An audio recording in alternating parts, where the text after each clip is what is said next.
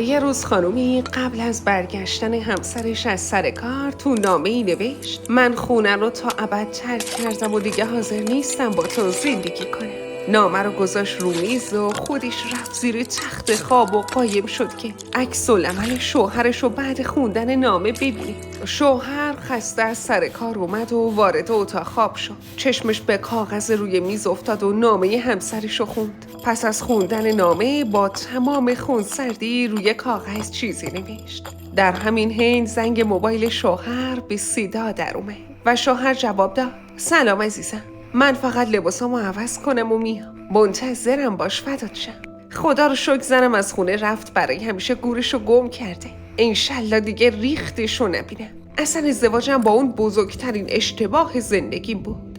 کاش قبل از اینکه ریخت مکروهشو میدیدم با تو آشنا میشدم. الهی که قربون و روی ماهت برم. عزیز دلم، منتظرم باش. من تا نیم ساعت دیگه پیشتم. بعد در حالی که داشت زیر لب آواز میخوند از خونه خارج شد. زن که از شدت عصبانیت و ناراحتی داشت دق میکرد و پرپر میشد. بعد از خروج شوهرش از زیر تخت خواب اومد بیرون و رفت ببینه شوهرش روی کاغذ دیگه چی نوشته.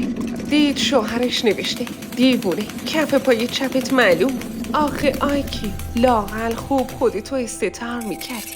من میرم نون بگیرم و برگردم. اگه شما هم مثل من فکر میکنید مرد خیلی بی‌نمک بود، این ویدیو رو لایک کنید.